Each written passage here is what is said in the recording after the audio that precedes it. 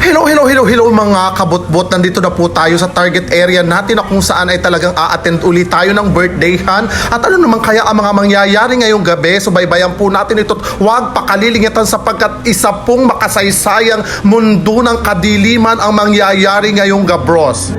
Sapagkat madadagdagan po ang brilyante o ang apat na brilyante ngayon po ay brilyante ng suka na talaga ng pag-aari na isa sa mga taga-Masagisi talaga naman.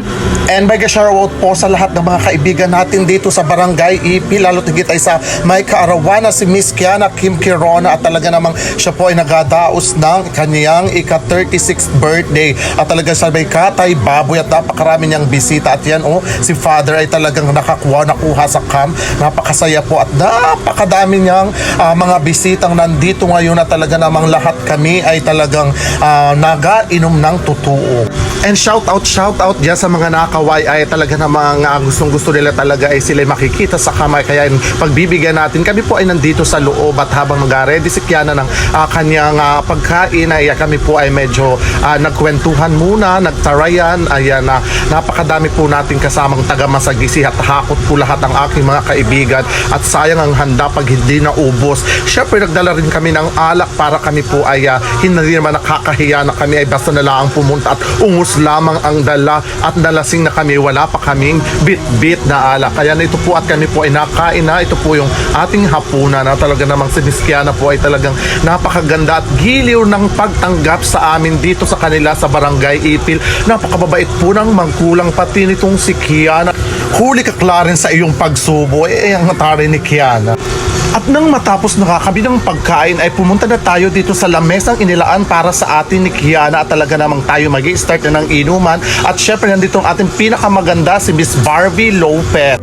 At hindi naman patatalo itong ating isa sa mga contender na si Mr. Jason Pastoral at isa rin ang ating mga kasama galing ng Masagisi na late silang dumating pero siya ang naunang kumanta. And shoutout dito sa kapatid ni Miss Kiana Kirona at sa lahat ng mga nag-ainom dito sa loob. Talaga namang napakagugwapo, napakagaganda, walang tulak, kabigin at talaga namang hataw at napakarami po pati ng mga gwapong lalaki na nandito ngayong gabi. At naispatan natin itong kapatid ni Kiana na isa rin sa napakagandang bata at talaga namang siya ang magiging mapalit kay Kiana dito sa Barangay Ipil. Ang pinakamaganda, pinakamayaman at sexy na mabungad sa iyo pag pumunta ka dito. Ito na, kahit ko ng bingot, natangkal.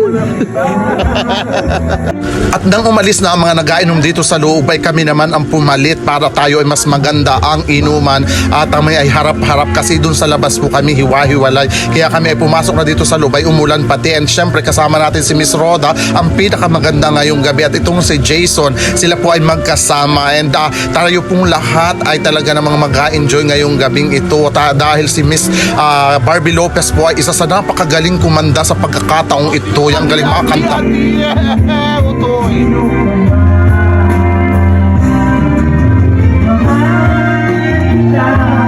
Ay, ano man din naman ang RH dito sa ilalim, ito ay wala na palang laman. Akala ko may laman pa inumin sana natin. At saka na ito Emperara at talaga namang puno ang lamesa ng pulutan at wala ka talagang masasabit, hindi ka agutumin. Malalasing ka sa pulutan at sa alak, diba?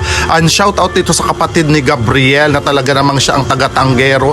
Ay na, ito pati itong pamangkin ko na si Asher. Hi Kiana, talagang si Kiana yanong siya at kasama niya ang kanyang minamahal na jowa sa gabing ito at talaga namang sobra walang mapaglagyan ng kaligayahan niya at siya daw ay mamaya ay mayroong isang malaking celebration na gagawin pagkatapos ng inuman.